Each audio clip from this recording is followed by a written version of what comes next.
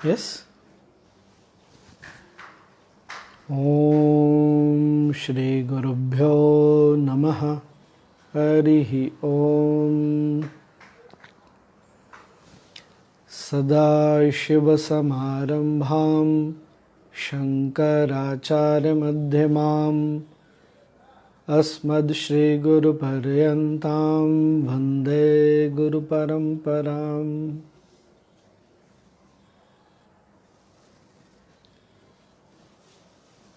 आज हम लोग प्रश्न से शुरू करते हैं। कल प्रश्न रह गया था और कल एक प्रश्न का उत्तर मैं पूरा नहीं दे पाया, उसको हम लोग आज समय रहा तो, नहीं तो कल देख लेंगे। आगे के दो प्रश्न देखते हैं। हाँ।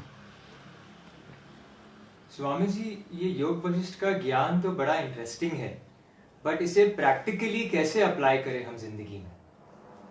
ठीक है। कुछ लोगों ने वैसे भी शेयर किया कि है तो बहुत अच्छा, पर इसको हम जी पाएंगे क्या?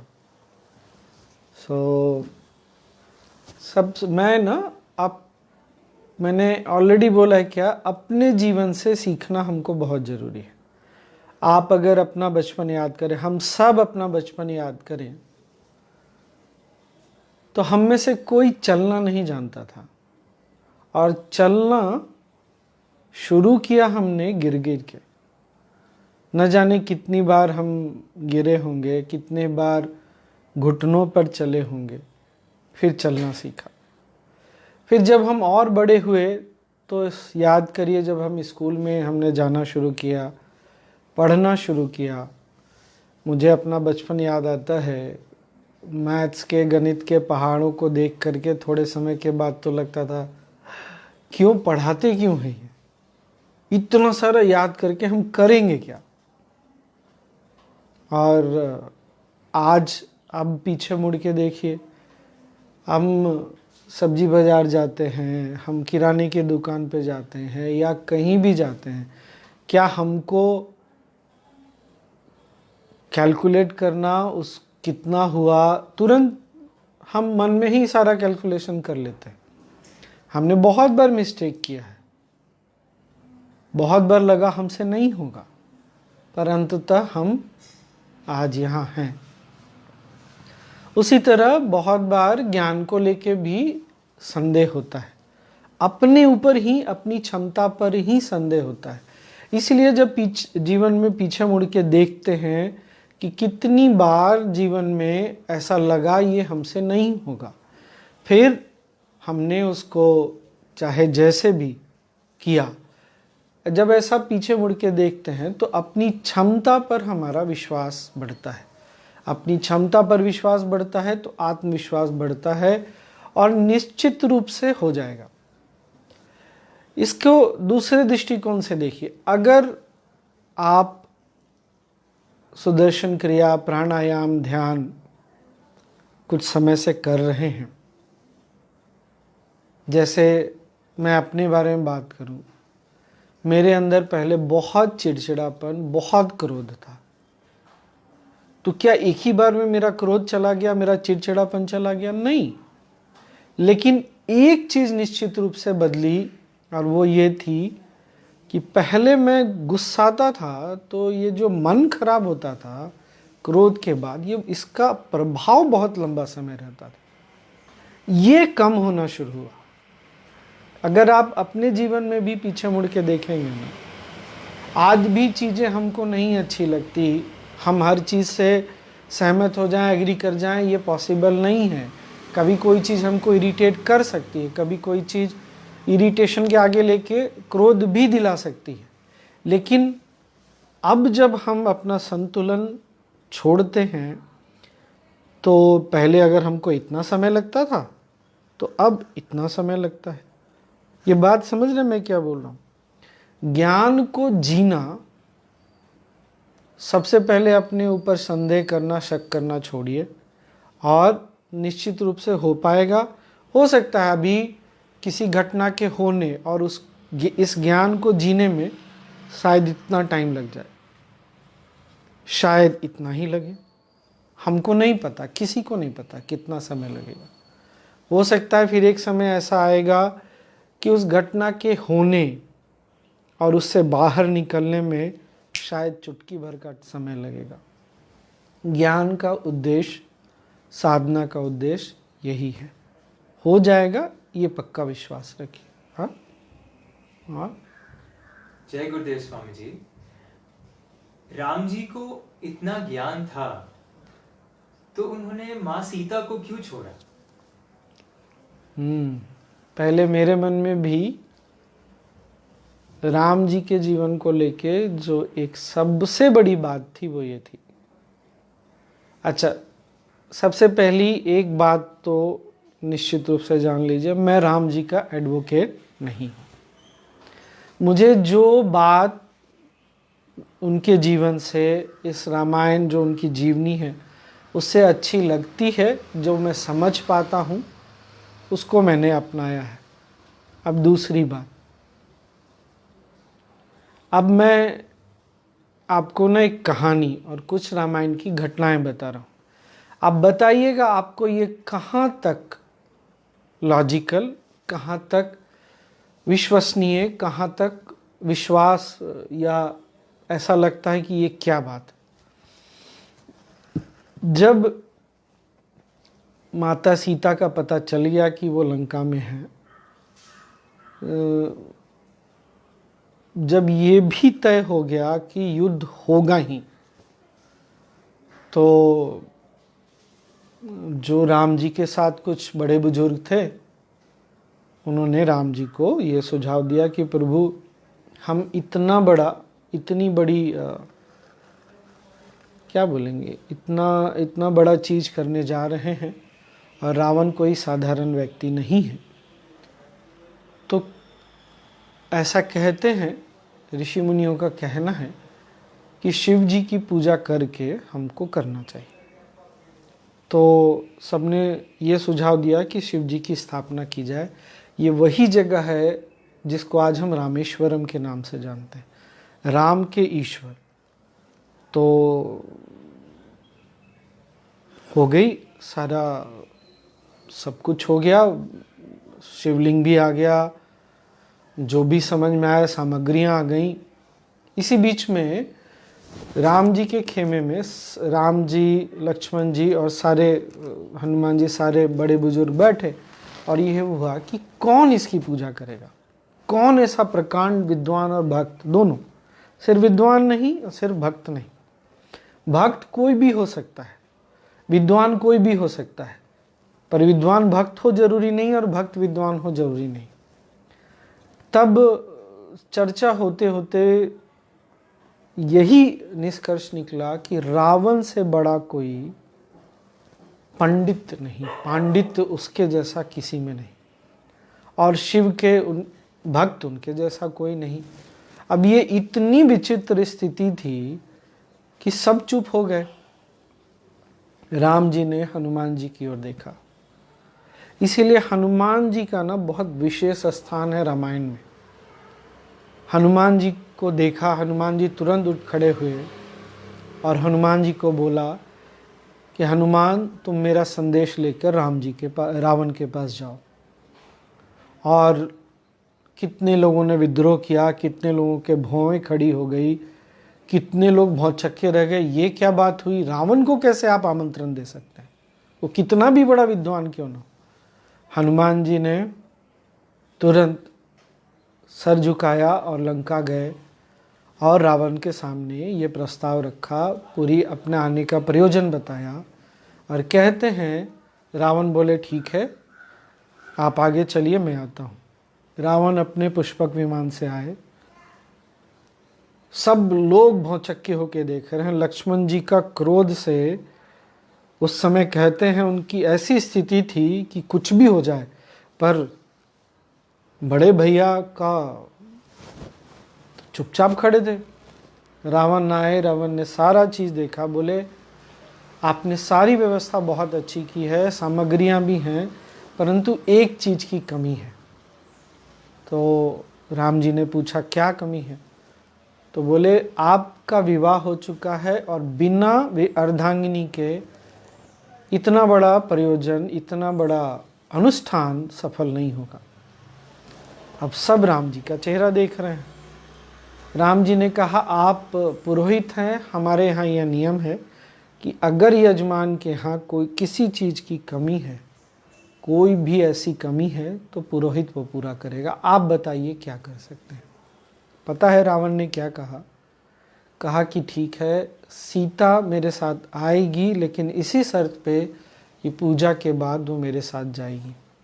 ये जब मैंने पहली बार सुना और पढ़ा, मुझे पता नहीं क्या उस समय मेरी स्थिति हुई होगी। आप कल्पना करके देखिए, सीता माँ आती है, पूरा अनुष्ठान संपन्न होता है, बहुत अच्छे से सब कुछ स्मूथली हो जाता है। अंत में हमारे यहाँ ऐसा नियम है कि पुरोहित के या कोई सन्यासी हैं तो घर वाले यजमान पैर छू करके प्रणाम करते हैं और आशीर्वाद लेते हैं। राम जी और सीता जी दोनों झुक करके रावण को प्रणाम करते हैं और पता है रावण ने क्या आशीर्वाद दिया? विजयी भव। आप कल्पना करके देखिए। अब मैं ये कहानी इसलिए बता रहा हूं, ये कहीं से भी लॉजिकल नहीं लगती।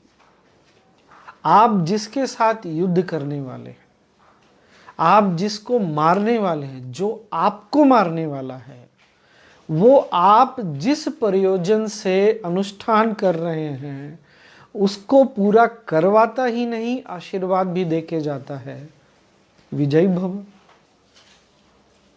अब इसमें क्या समझना है पता नहीं। अगर मैं राम जी की सेना में होता तो शायद मेरे लिए भी ये जो हो रहा था उस समय, जो हुआ, ये विश्वास करना बहुत कठिन होता। ये एक घटना है रामायण की। शायद ये वाली कहानी बहुत कम लोगों को पता हो। ये वाल्मीकि रामायण में मिलती है, इसका उल्लेख है। अब दूसरी घटनाएं तो आपको पक्का पता होगी। युद्ध के पहले हनुमान जी ने भी ये प्रस्ताव रखा था जब उन्होंने सीता जी को ढूंढ लिया कि भाई सीता जी को आदर सम्मान पूर्वक वापस कर दो, युद्ध होगा तो बहुत नुकसान होगा। पहले तो उन्होंने बहुत राम जी का गुणगान किया, तुम मारे जाओगे ऐसा बोला, और साथ में ये भी बोला कि दोनों तरफ सेनाएं जब टकराएंगी तो बहुत सारे लोग मृत्यु को जाएंगे, बहुत नुकसान होगा। रावण नहीं मानते हैं। फिर बाद में राम जी अंगद को भेजते हैं। अब आप मेरे को बताइए, मुझे कोई ये समझाए, ये कहीं से भी लॉजिकल लगता है जब आपको पता है कि आपकी अर्धांगिनी उसने किडनैप कर रखी है, आपकी पत्नी को, स्त्री को किडनैप कर रखा है, वो नहीं लौटा रहा। एक बार ऑलरेडी आपने वो शांति प्रस्ताव भेज दिया, आप उसके बाद फिर से क्यों भेज रहे हैं? सीधे अटैक करिए, मारिए उसको, वापस लेकर आइए। नहीं, मेरी बात ठीक नहीं लगती आपको? यहां मैं ये इसलिए बोल रहा हूं कि 7 से 7,000 कुछ वर्ष पहले की बात हो रही है। आप और हम आज से 60 वर्ष पहले, 70 वर्ष पहले की भी अगर घटनाओं को कोई हमको नैरेट करे ना, तो विश्वास करना मुश्किल है कि ऐसा भी होता था, ऐसे लोग होते थे, ऐसा आदर्श होता था। आप विश्वास नहीं कर पाएंगे। जैसे ये हम सबको शायद चिपको आंदोलन के लिए पता है। आपको चिपको आंदोलन के बारे में? राजस्थान में गांव की अनपढ़ महिलाओं ने, किसानों ने पेड़ों को बचाने के लिए अपने आप को, पेड़ काट रहे थे, काटने वाले थे, अपने आप को पेड़ से चिपका लिया, पेड़ों को पकड़ लिया और बोला अगर पेड़ को काटना है तो हमको मारो। क्या आप कल्पना कर सकते हैं? क्या आप और हम में इतना साहस या वो पता नहीं वो भावना है कि आज हमारे सामने कोई पेड़ काट रहा हो तो हम जाकर खड़े हो जाएं कि हम नहीं काटने देंगे। इस बात को तो भूल ही जाइए कि चिपक कर खड़े हो जाएंगे। अब उस समाज को समझना आज के दृष्टिकोण से लगभग असंभव है। इसलिए राम जी ने जो किया उसके बारे में कुछ भी बोल पाना बहुत कठिन है। पता नहीं,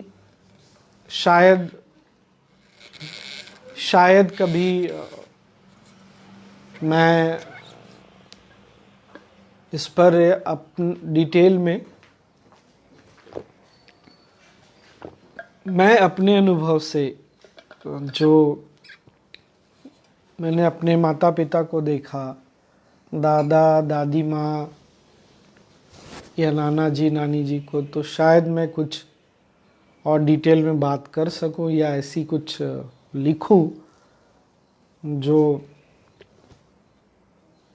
हालांकि अभी भी जस्टिफाएबल तो नहीं लगता, पर ठीक है।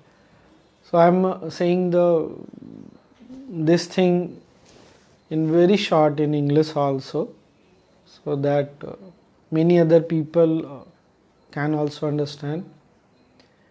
Somebody has asked, was it justified for Ram to leave Sita? And specifically considering the fact that he was such a noble man, such a knowledgeable person.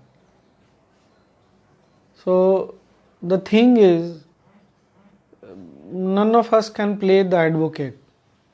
I cannot even play devil's advocate, as to say. But my main point is, for us sitting here reading the story and judging, making a concept out of it, making an understanding out of it, is a different thing. And trying to understand the kind of society that existed at that time, kind of ideologies they followed, it's very difficult to even imagine. Considering, even if we just look back 50 years back, 60 years back, 60, 70 years back, it seems like a alien country, alien place. You can't, none of us can today probably relate to that time. I just got to know a few days back that Ramayana and Mahabharata, the old serial of 90s, is being retelecasted now. Now, if you just look at that whole serial episode, TV serial, many things look so funny. The picturization, the technology, it seems like so strange. But the essence, I have read many people sharing their understanding, the values that they can see in the story. Forget about the paraphernalia. So that is what I am saying. And for this to understand, I have narrated 2-3 stories. I am saying this in very short for everyone. If you do not know, before beginning the war, Rama was advised to do puja of Lord Shiva, and everything was arranged. But the question arose that who can do this puja, who can perform the puja so well, who is not only a knowledgeable person of the whole ritual, but also a devotee of Shiva. So that this whole, for the purpose we are doing this, should actually happen. And believe it or not, it is almost unbelievable that Ravana was called upon. Ravana was the person with whom Lord Rama was going to fight. Ravana was the person who had kidnapped Mother Sita. And even more surprisingly, Ravana comes, looks at everything, and he says, because you are a married person, you cannot sit alone in the puja. You must have your wife sitting by your side. And upon request from Rama, Lord Ram, Ravana, on this condition that he is ready to bring Mother Sita to the puja, but she must go back once the puja, the whole thing is over. And after the puja has been completed, Rama and Sita both went to Ravana. This is a tradition in the Indian system that the host, after the whole thing is completed, go and bow down to if there is a sannyasi there, the monk, any monk is there, they will bow down to them, they will bow down to the elders, and they will bow down to the priest. And when both the couple went to Ravana, they bowed down. You know how Ravana blessed? Be victorious. Can you imagine? This is beyond logical thinking of how we have been thinking all our lives. I am still not an advocate of what happened with Mother Sita.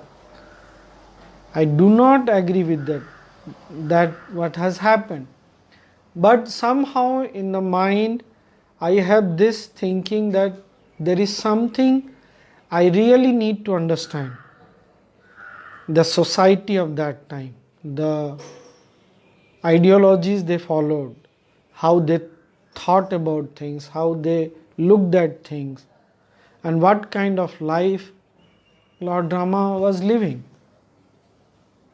I can't even imagine that one of your mothers went to your father and says that you must send your son to jungle, forest for 14 years. And the son literally goes the next morning. Unbelievable. This is simply beyond. Though his father, Lord Rama's father, King Dasharatha, did not want Rama to go to forest. He never said anything. He said, do not go, do not go, do not go. And ultimately, within 2-3 days of Rama leaving Ayodhya, King Dasharatha died. Just out of the pain he died. How can you justify, how can any one of us justify what Rama did? But it's very difficult. Absolutely difficult to even say anything. But this is how the society was at that time. And we can only wonder how come, being such a noble man, such a knowledgeable person, and not an ordinary person we are talking about, he has such high caliber. And simply don't know what to say, how to think. But anyway, we are looking at the knowledge which has made Rama. If you will ask me, this was the knowledge, this was the understanding which made Rama who he was, who he became. And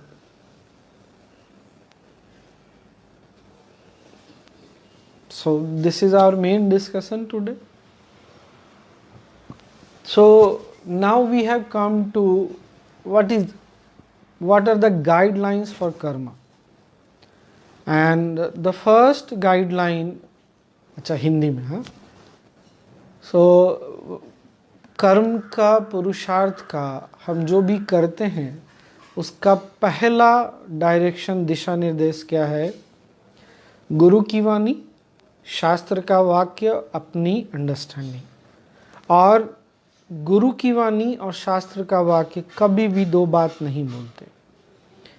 कहाँ पर किस में हमको कुछ सुधार करने की ज़रूरत है, जो अपनी अंडरस्टैंडिंग है, जो हम जो सुन रहे हैं गुरु की मुख से, जो हम पढ़ रहे हैं शास्त्र में, और उससे कहीं कुछ मिसमैच हो रहा है, तो वहाँ उंगली नहीं दिखाएं, बल्कि अपने अंदर देखें कि मुझे अपने अंदर क्या देखने की ज़रूरत है, क्या ऐसी समझ मुझे विकसित करने की ज़रूरत है, ऐसी कौन सी अंडरस्टैंडिंग विकसित करने की ज़रूरत है। ठीक है ना। जैसे मैंने एक उदाहरण दिया था कि मैंने अपने गुरु के मुख से सुना और उसने पूरी जीवन मेरी बदल दी। वो क्या था कि जब तुम्हारा कर्म बुरा होता है तो अच्छे लोग भी तुम्हारे साथ बुरा व्यवहार करते हैं। उससे पहले क्या होता था, किसी ने मेरे साथ कुछ भी गलत किया, ऐसा लगा कोई मेरे साथ गलत कर रहा है, तो मेरे मन में क्या भाव आता था, ये आदमी बुरा है। सबसे पहले तो ये भाव, इसने मेरे साथ गलत किया। उसके बाद क्या बदलाव आया और क्यों आया, क्या बदलाव आया, मैं ऑलरेडी इसको बहुत डिटेल में जा चुका। क्यों आया, क्योंकि मैंने अपनी समझ को, मैंने अपनी अंडरस्टैंडिंग को गुरु के शब्दों में लगाया। क्या मैं जो समझ रहा हूँ वो गुरु ने जो बोला है, वो जो गुरु वाणी है, उस पर खरी उतरती है? अगर नहीं तो मुझे किसको बदलना है यहाँ पर?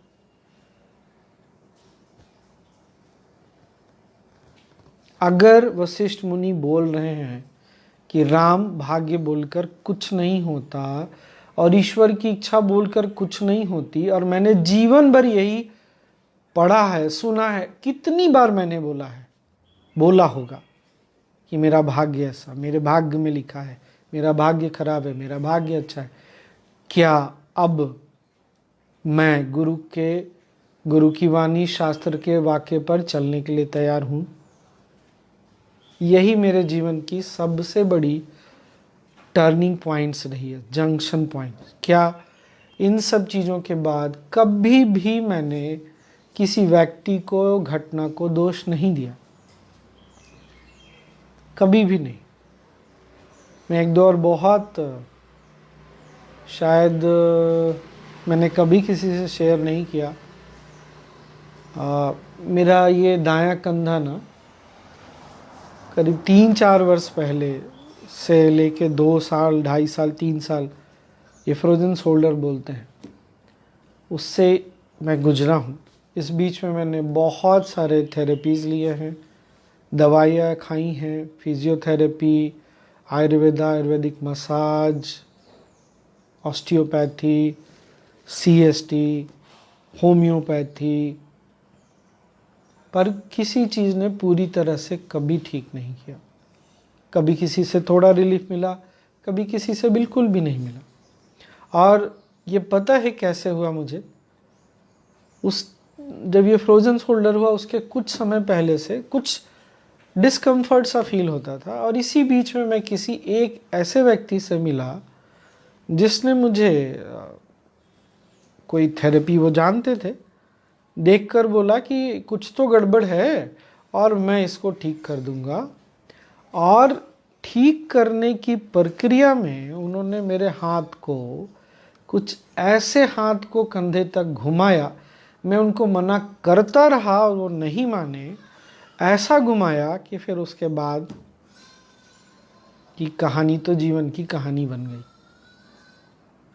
मैंने आज तक उस व्यक्ति को एक बार भी दोष नहीं दिया। क्यों दोष नहीं दिया? ये कर्म किसका है?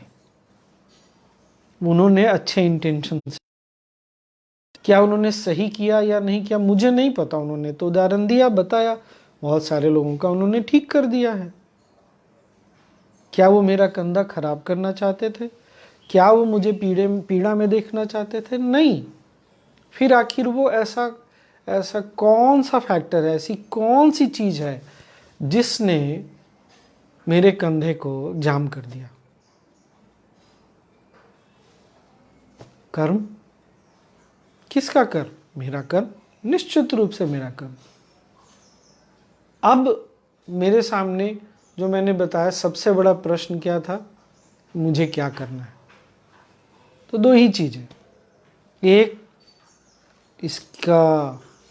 इसको ठीक करने के लिए जो भी है करना है, दूसरा क्या मैं अपने डेली रूटीन को रोक दूं, अपने काम को रोक दूं?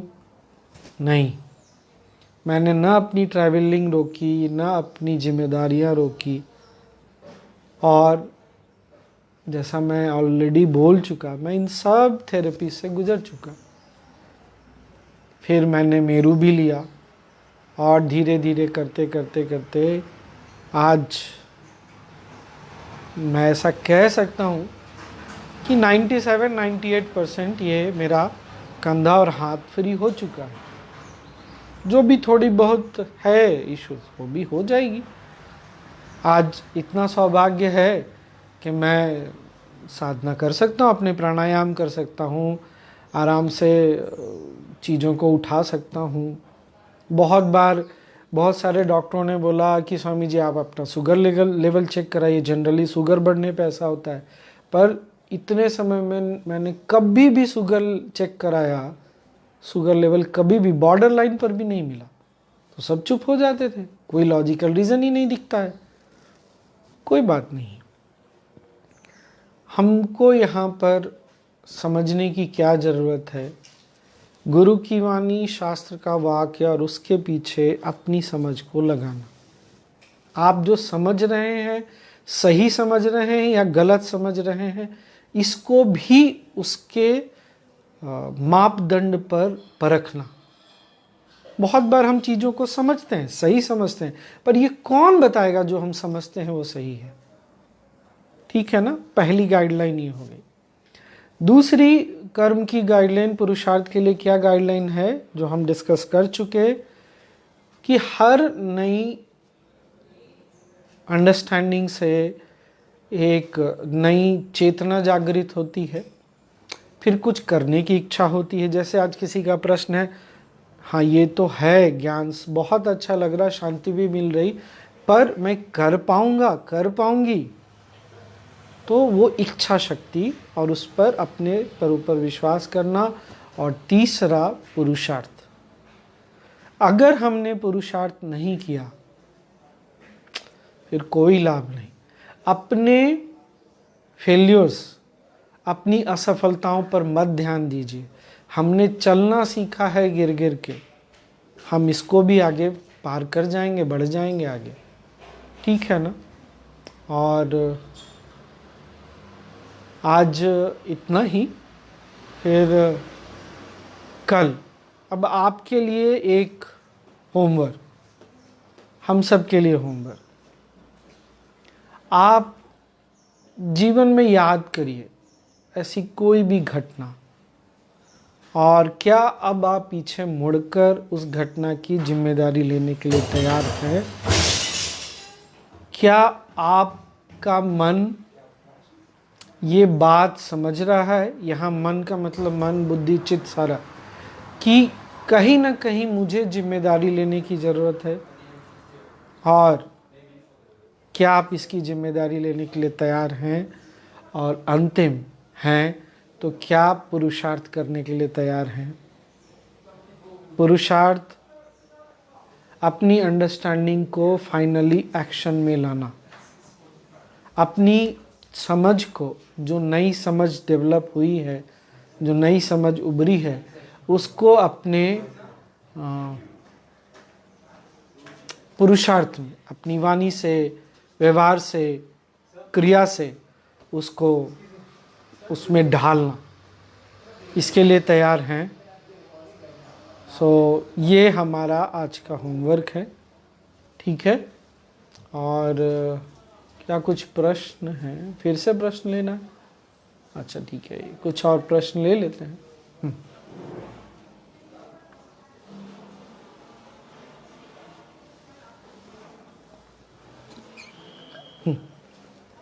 Swami ji, what is the deep meaning of sending Angad to Ravana's palace again by Ramji?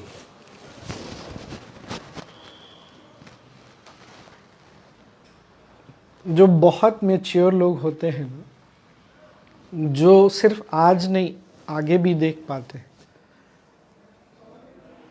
उनका प्रयास ये रहता है कि ऐसी जो बहुत बड़ी घटनाएं हैं जिससे बहुत नुकसान होने वाला है उसको किसी तरह टाल सके।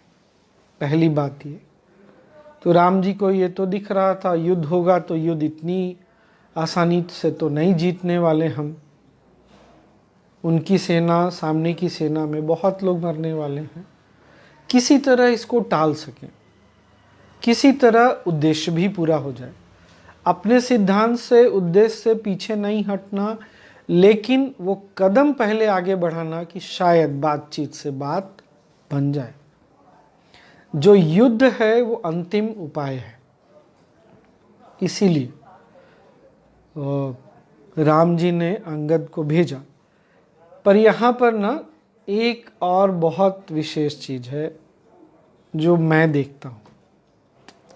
हनुमान जी का जाना प्रस्ताव लेकर के भी, अंगद का जाना, और शायद आपको पता नहीं विभीषण ने भी रावण को समझाने की कोशिश की थी। जब वो राम जी के पास आ गए थे उसके पहले भी हम सब सेवक हैं। अध्यात्म के पथ पर जो भी आता है ना वो सिर्फ साधना नहीं करता, उसको सेवक भी बनना चाहिए, वॉलेंटियर बोल सकते हैं। अगर सिख गुरुओं के दृष्टि से देखें तो सिर्फ संत बनने से नहीं होगा, सिपाही भी बनना पड़ेगा। और ये हमारे सिख गुरुओं की सबसे सुंदर बात मुझे लगती है, क्या, संत और सिपाही।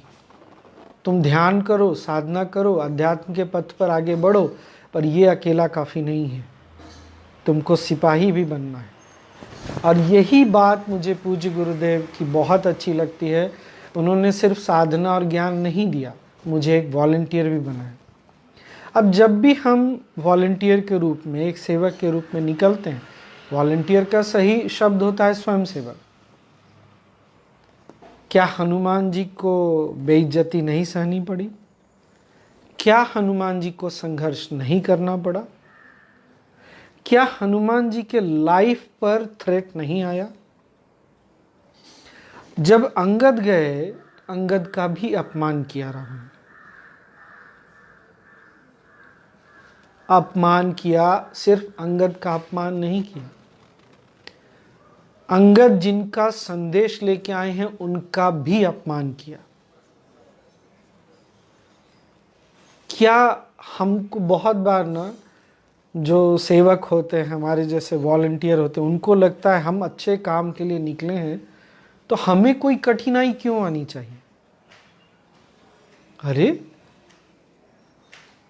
ऐसा कहाँ तुमने सुना है कि कोई अच्छे पद पर चलता है तो उसको कठिनाई नहीं आती?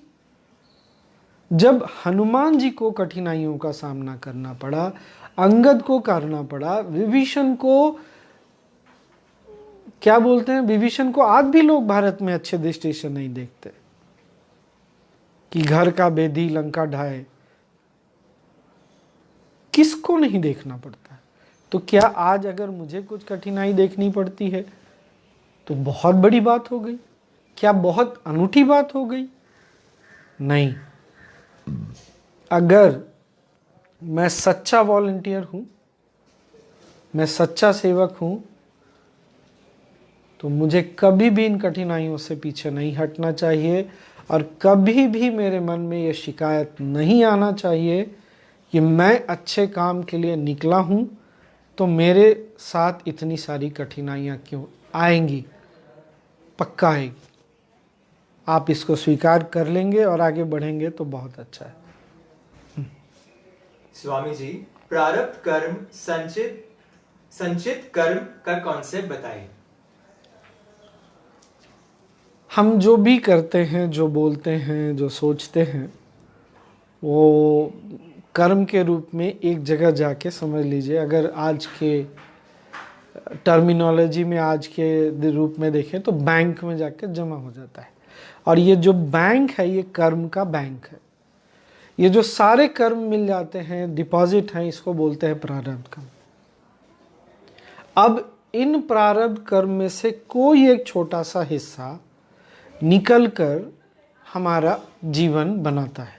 इसको बोलते हैं, सॉरी मैंने गलत बोल दिया, उसको बोलते हैं संचित कर्म। सारी चीज़ें संचित मतलब डिपॉजिट, सारा कर्म डिपॉजिट हो गया और इसमें से जो कुछ कर्म निकल करके अगला जीवन बनाते हैं उसको बोलते हैं प्रारब्ध कर्म। और ऐसा कहते हैं संचित कर्म को जड़ से समाप्त करना बहुत आसान है।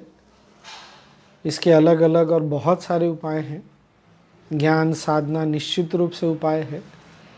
प्रारब्ध को इसमें 3 कैटेगरी जो मैंने बताए, कुछ कर्म आप नहीं बदल सकते, कुछ कर्मों को आप पार्शियली आंशिक रूप से बदल सकते हैं और कुछ कर्मों को पूरे रूप से बदल सकते हैं। ठीक है।